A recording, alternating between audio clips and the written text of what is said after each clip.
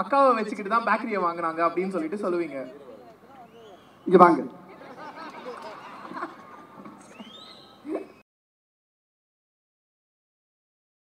ஏதா இருந்தாலும் இங்கிலீஷில் கேட்டுறாதீங்க, பௌத்த கலைக்கணும். முதல் கேள்வி யாரு கேட்குறீங்க? கேளுமா, கேளுங்க. கொடுங்க, கேளுங்க. ஹாய் சார், என் பேர் சந்தியா. நான் second year MBBS ACS medical காலேஜில் படிக்கிறேன். என்னோட கேள்வி என்னென்னா, நீங்களும் சுந்தர் சி சாரும் வின்னர் மூவி ஒரு மைல் ஸ்டோனாக அமைஞ்சிருக்கு. அதே மாதிரி இந்த கேங்ஸ்டர்ஸ் மூவி ஒரு மைல் ஸ்டோனாக அமையுமா சார்? கேங்கர்ஸ் படம் மைல் ஸ்டோனாக அமையுமா சார்? மயில்கல்லா? இது மயில்கல் இல்லைம்மா, இது மிகப்பெரிய வைரக்கல். இது இந்த படம் எப்படின்னு கேட்டிங்கன்னா, ஒரு ராஜா தலையில் இருக்க கிரீடத்தில் இருக்கக்கூடிய ஒரு வைரக்கல் தான் இந்த படம்.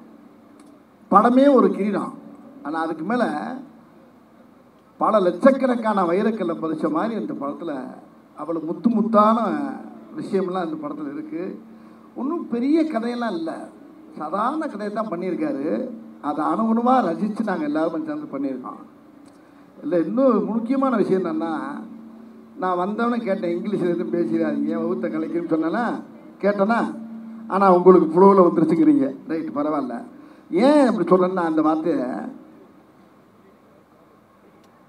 இந்த கதையை அண்ணன் என்கிட்ட சொல்லும் போது, அண்ணே இந்த கதைக்கு என்ன டைட்டில் வச்சுருக்கீங்க அப்படின்னு சுந்தரன்ட்ட கேட்டேன். அதுதானே அப்படின்னு யோசனை பண்ணிக்கிட்டு இருக்கேனே அப்படின்ட்டு ஒரு 2-3 டைட்டில் பேசும்போது நான் எதார்த்தம், அண்ணே டீம் ஒர்க்கை பார்த்தோமா இந்த கேங்கர்ஸ்ன்னு வச்சிடலாமே அப்படின்னு கேட்டேன். கேங்கர்ஸா? ஒரிஜினல் பேர் என்ன தெரியுமாண்ணே உங்களுக்கு கேட்டார் என்ன சுந்தர்ஜி. என்ன தெரியலண்ணே அப்படின்னு. கேங்ஸ்டர்னே ஒரிஜினல் பேர் கேங்ஸ்டர். நீங்கள் என்ன கேங்கர்ஸுங்கிறீங்க? என்ன பண்ண, ஐயோ எனக்கு கேங்கர்ஸ்ன்னு வந்துருச்சுன்னு எனக்கு தெரியலண்ணே அப்படின்னு சொன்னோன்னே அவருடைய ரொம்ப நட்புக்குரிய வெங்கடு, விச்சு இவங்களையெல்லாம் கூப்பிட்டு கேட்டார். ஏன்னா இந்த டைலாக் இந்த டைட்டில் சூப்பராக இருக்குன்னு எல்லாருமா சேர்ந்து டிஸ்கஸ் பண்ணி என்னை கூப்பிட்டு, அண்ணே நீங்கள் சொன்ன அந்த தப்பான வார்த்தையை நான் கேங்கர்ஸ்னே இந்த படத்துக்கு நான் வச்சிருந்தேன்னு சொன்னார். இது எனக்கு பயங்கரமான ஆச்சரியத்தை உண்டாக்குச்சு, சந்தோஷத்தை உண்டாக்குச்சு. ஆகையினால இந்த படத்தில் அவர் வித்தியாசமான பேர், அந்த படத்துலேயும் சொல்லிடுங்கன்னு சொல்லி என்னை சொல்ல வச்சுட்டாரு. பார்த்துப்பீங்க நீங்கள்.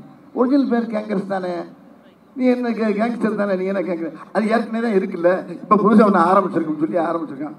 அதனால் தப்பாக எப்போயுமே எல்லா படத்துலையும் பேசுகிற இங்கிலீஷை இது நான் தப்பாக சொன்ன வார்த்தையே டைட்டிலாக வச்சுருக்காரு. ஆனால் அந்த படம் ரொம்ப ரைட்டாக இருக்குது. படம் பாருங்கள் நீங்கள். Thank you sir. இதுக்கு முதல்ல என்னுடைய அன்பு அண்ணன் சுந்தர்ஜி அவர்களுக்கு என்னுடைய வாழ்த்துக்கள். அப்படிதான் போவீங்களா? ஒரு ஆர்டர்ல இருக்கீங்க. ஹாய் சார், ஐ அம் தேவி பிரியா, MSc படிக்கிறேன் நான். மைக் கொஞ்சம் கிட்ட வச்சுக்கோங்க. என்னோட क्वेश्चन கொஞ்சம் ஃபன்னியா தான் இருக்கும். நீங்க நகர மூவில சுந்தர்சி சார் இங்க வா அங்க வா ஏரியாக்கு வா முடிஞ்சா என் வீட்டுக்கு வான்னு சொல்லுவீங்க. கடைசியா அவர் எதுக்கு தான் வர சொன்னீங்க?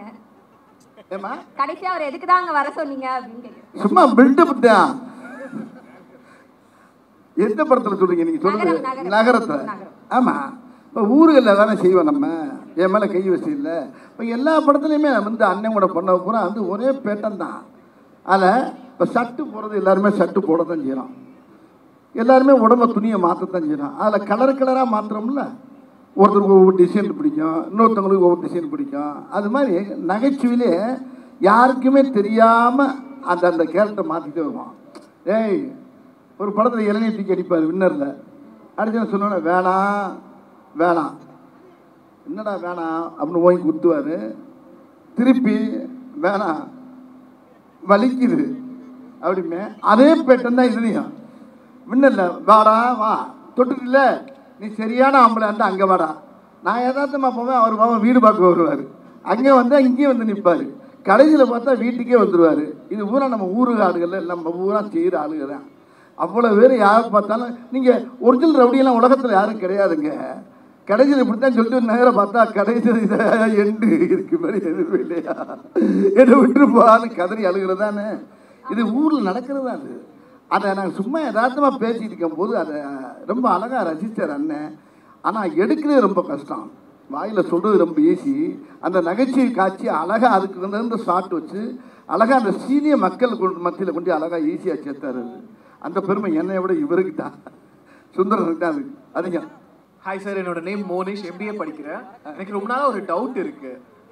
நீங்க கிரி மூவில வீரபாகுன்னு ஒரு கேரக்டர் நடிக்கும் போது ஆமாம் அக்காவை வச்சுக்கிட்டு தான் பேக்கரியை வாங்கினாங்க அப்படின்னு சொல்லிட்டு சொல்லுவீங்க. இங்க வாங்க, இந்த கேள்வியை சுந்தர்ஜியே கேளுங்க. அதாவது 20 வருஷத்துக்கு முன்னாடியே அவர் இதை பண்ண மாட்டேன்னாரு. அண்ணன் இதை பிற்காலத்தில் கேட்பாங்கன்னாரு. பார்த்தா சொல்லி வச்ச மாதிரி 20 வருஷம் கழிச்சு அதை கேட்குறீங்க. இந்த கேள்வி எரேஸ். என்னோட டவுட் எரேஸ்.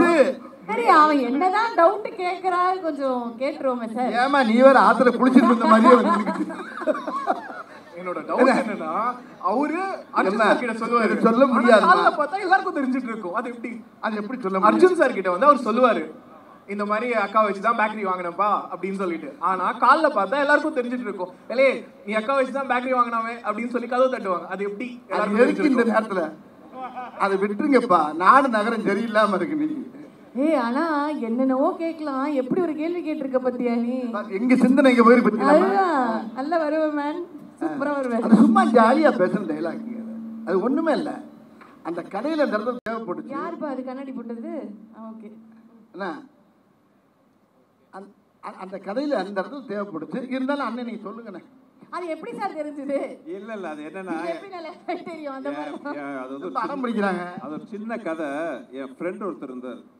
அவர் டெய்லி வந்து என்கிட்ட ஒரு விஷயம் சொன்னார், சுந்தர் யார்ட்டையும் சொல்லாத, காலையில் டெய்லி என் வீட்டுக்கு ஒரு காக்கா வந்து உட்காருது, அதுக்கு நான் சிம்சன் பேர் வச்சு டெய்லி வந்து நான் போய் சாப்பாடு கொடுத்தா சாப்பிட்டு போவோம், நானும் மிஸ்டர் சிம்சனும் ஃப்ரெண்ட் ஆகிட்டோன்னு சொன்னார். இதுக்கு எனக்கு பயங்கர சிரிப்பாக இருந்துச்சு. நைட்டு பேசுனது. நைட்டு போய் எல்லாம் என் ஃப்ரெண்டுக்கு சொல்லிட்டேன். அடுத்த நாள் காலையில் அவருக்கு ஃபோன் பண்ணி, என்ன மிஸ்டர் சிம்சன் கலாட்டா பண்ணாங்க. அதுதான் இங்கே வந்துச்சு. சந்தேகம் தெரிஞ்சா போச்சா? இல்ல பட் அந்த டீலிங் எனக்கு ரொம்ப பிடிச்சிருச்சு.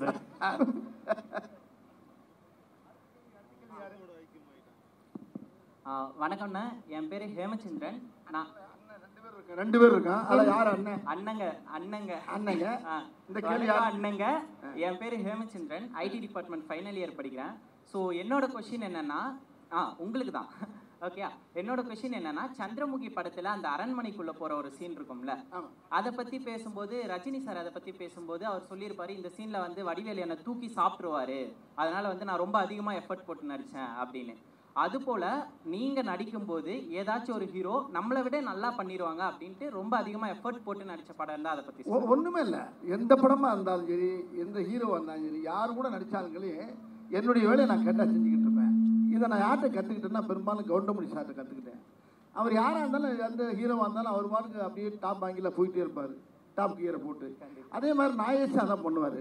யார் இருந்தாலும் சரி என்னுடைய வேலை கேட்டால் செய்யும்போது அங்கே என்ன அப்படின்னா, அது கண்ணுக்கு ஓவர்டாக்காக தெரியும், இல்லை டேமினேஷன் பண்ணுறான்னு தெரியும், என்னமோ தெரியும். அதை பற்றி என்னை பற்றி யாரும் டேரக்டர் என்னை கூப்பிட்டு சொல்ல மாட்டாங்க, வாசாரும் சொல்ல மாட்டாங்க, யாரும் சொல்ல மாட்டாங்க. நான் பாட்டு செய்கிற வேலையை செஞ்சுட்டு போயிடுவேன் அந்த படத்தில். அந்த மாதிரி காட்சிகள் நிறையா இருக்கும். அதில் சில நேரத்தில் என்ன செய்கிறது, இந்த மாப்பு வச்சுட்டாங்க, ஆப்பு, இதெல்லாம் எல்லாமே அந்த கிரிக்கெட் பூராமே டைரக்டர் சார் தான். அதில் ரொம்ப எல்லா விஷயமும் அதில் சொல்ல போனோம்னா எல்லா படத்தையும் டைரக்டர் தான். என்ன செய்வோம், நான் என்ன செய்வேன்னா, அவங்க குழம்ப அப்படியே லேசாக குழம்பு வச்சு கையில் கொடுத்துருவாங்க. என் சார்பில் கொஞ்சோடு குழம்பு தாளிப்பேன், கடுகு உளுந்து போட்டு கொஞ்சம் தாளித்து கமன்னு கொடுக்குறது தான் என்னுடைய வேலை.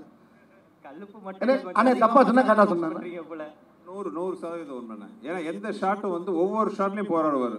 இந்த ஷாட்டில் என்ன இன்னும் காமெடி பண்ணலாம், இன்னும் என்ன எக்ஸ்ட்ரா ஏற்றலான்ட்டு. இப்போ நீங்கள் இதில் குறிப்பாக பார்த்துருப்பீங்கள, இந்த இடத்துல கொஞ்சம் நேரம் கொஞ்சம் லேசாக டவுட்லேயே இருந்தோம் நாங்கள். என்ன கேள்வி, மூஞ்சியை பார்த்தா வயசான மாதிரியே இருக்குது, இல்லை கையை பார்த்தா எங்கே இருக்குது, மூஞ்சியை பார்த்தா வயசான மாதிரியே இருக்குது, இதுக்கு என்ன கவுண்டர் கொடுப்பீங்க?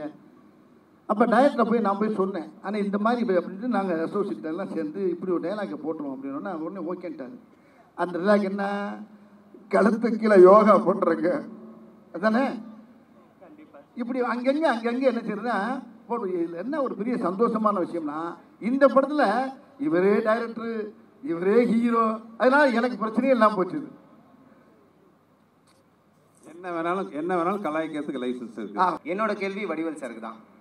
சார், எனக்கு ரொம்ப நாளாக இது ஒரு டவுட்டு சார். நீங்கள் நகைச்சுவை நடிகராகவும் குணச்சித்திர நடிகராகவும் பல படங்கள் நடிச்சிருக்கீங்க. ஆனால் நீங்கள் நகைச்சுவை நடிகரானது உங்களோட சாய்ஸா இல்லை டேரக்டரோட சாய்ஸா? நகைச்சுவை நடிகரானது உங்களோட சாய்ஸா இல்லை டேரக்டரோட சாய்ஸா? இல்லை, நான் வந்து இயற்கையிலே ரொம்ப சீரியஸாக தான் இருந்தேன். நான் என் குடும்பத்தில் கஷ்டப்பட்டு ரொம்ப போராடி ரொம்ப சிரமப்பட்டு தான் உள்ளே வந்தேன். நகைச்சுவைங்கிறது என்னுடைய ஃப்ரெண்டோடு சேர்ந்து அடிக்கிற கூத்து. அது அந்த கலாட்டாவே எனக்கு வந்து தொழிலாக மாறிடுச்சு. அதனால் அதை நான் கையில் எடுத்துக்கிட்டு இங்கே வந்தேன். ஆனால் சீரியஸ் தான் நான் வாழ்க்கையில் ரொம்ப அனுபவிச்சிருக்காங்க.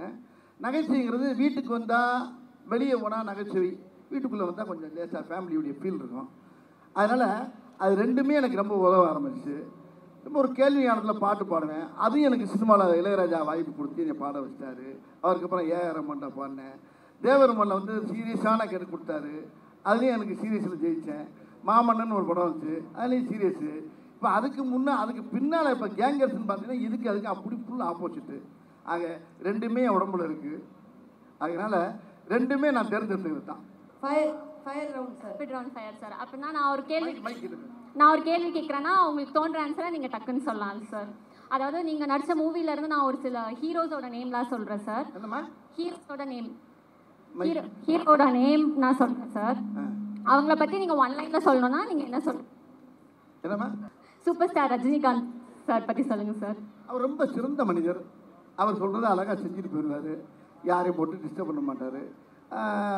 அது வந்து ஒரு ஆன்மீகவாதி. அவர் எல்லாருக்குமே அவர் பிடிக்கும். அவருக்கு எல்லாத்தையும் நல்லா பேசுவார், அன்பாக பழகுவார். Okay sir. நெக்ஸ்ட் வந்து பிரபுதேவா மாஸ்டர் பற்றி சொல்லுங்கள் சார். அவர் வந்து வகுத்துல பிறவிலே கர்ப்பப்பையிலே நடனம் ஆடினவர். அவர் என்ன அப்படி அருமையான ஒரு பிறவி. அவர் நல்ல ஒரு தெய்வ ஆன்மீகவாதி, எல்லாருக்குமே பிடிச்ச ஒரு ஆள். ஆமாம், பெரும்பாலும் அவர் தரையில் ஆடி நான் பார்த்தது இல்லைம்மா, டாப்பில் ஆடி தான் பார்த்துருக்கேன் அவரை. அப்படி ஒரு பிறவி கலைஞர் அவர். அவரை பற்றி சொல்கிறதா தான் நிறையா இருக்குது. இதுக்கு மேலே இப்போதைக்கு போதும் சார். லாஸ்ட் கொஸ்டின், துபாய் குறுக்கு சந்தை பார்த்திபன் சாரை பற்றி சொல்லுங்கள் சார். அவர் அடாடா, அவர் கூட அடுத்த காம்பினேஷன் சீக்கிரம் பண்ணுவேன்னு நினைக்கிறேன். அவர் கூட சேர்ந்து நடிக்கிற மக்கள் ரொம்ப எதிர்பார்க்குறாங்க. விரைவில் நீங்கள் எதிர்பார்ப்பீங்க.